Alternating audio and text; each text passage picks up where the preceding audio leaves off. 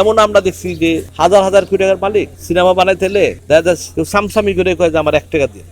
সিনেমাটা তো আমার অ্যাকচুয়ালি মূলত আমার শখ, এটা তো আমার পেশা না, এটা আমার একটা নেশা, ঠিক আছে, আর কিছুই না। পেশা তো আমার অন্য বিজনেস। আপনি বলছিলেন যে একটা ছবি রিলিজ করার আগে মিনিমাম ধরেন যে 1 মাস আগে বা 15 দিন আগে এটা সেন্সরে জমা দেওয়া উচিত, সবকিছু 10 দিন আগে। ঈদেরই তো আছে ধরেন যে এখন 10-15 দিন। আমরা তো আর ছবি বানাচ্ছি না, ঈদের জন্য তো আর বানাচ্ছি না। আচ্ছা, তাহলে নেত্রীদার লিডারও আসলে না, এবার তো আমি আমার তো তোমরা জানো যে আমার ইলিশ পোলাও রেস্টুরেন্ট, সেই রেস্টুরেন্ট নিয়ে আমি প্রায় 2টা বছর ব্যস্ত ছিলাম। 2টা বছর আমি কোথাও সময় দিইনি, শুধু আমার রেস্টুরেন্ট নিয়েই, আমার বিল্ডিং নিয়ে আমি সময় দিয়েছি। এফডিসিও আমি ঠিক মতো আসিনি, এখনও চালু করছি। চালু করার মধ্যে আলহামদুলিল্লাহ রেসপন্স খুব ভালো, খুবই চমৎকার রেসপন্স, সবাই চারিদিক দিয়ে আসে যাওয়া করে। এখনও আমি সময় দিতে পারতেছি না, ঠিক আছে, কেন আমার সিনেমাটা আমার অ্যাকচুয়ালি মূলত আমার শখ, এটা তো আমার পেশা না, এটা নেশা। এটা আমার একটা নেশা, ঠিক আছে, আর কিছুই না।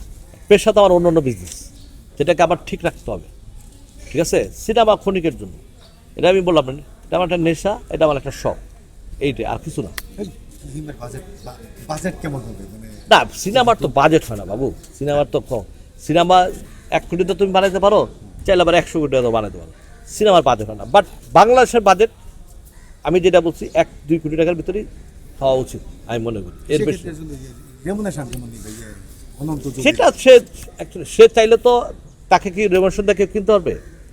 সে তো, তারকে তো অনেক টাকা পয়সা আল্লাহ তাআলা দিয়ে দিয়েছে, তাই না? তো সে তো টাকা পয়সা তার তো কেনা যাবে না, তাই না? সে তো নিজেই, আমি কি দেই না দেই এটা তো আশা, ঠিক আছে, সেই তো মানুষের দেয় উল্টা, ঠিক আছে। তবে ভাইয়া দর্শকদের একটা আগ্রহের জায়গা থাকে যে আসলে সেও তো এক one of the biggest superstar. হ্যাঁ, সে কত টাকা তার নিচ্ছে? যে সম্মানের যেটা আছে, যেমন তোমাকে আমি একটা কথা বলি, এমন আমরা দেখছি যে হাজার হাজার কোটি টাকার মালিক সিনেমা বানাইতে হলে দেখা যাচ্ছে কেউ সামসামি করে কয় যে আমার 1 টাকা দিয়ে। হয় না, হয়তো এগুলো, ঠিক আছে। তো এমন ঘটনা হবে না, হয়তো তার যে ডিমান্ড, তার যেটা হওয়া উচিত সেটাই হবে। যেমন অনেকেই কিন্তু এই কথা বলে যে সাকিব খান যদি 3 কোটি টাকা নেয় তাহলে তো অনন্ত চলে 5 কোটি টাকা নেবে। এখন এইটা তো সাকিব আর অনন্তর ব্যাপার নিয়ে তো আমি বলতে পারবো না, এটা তাদের পার্সোনাল ব্যাপার।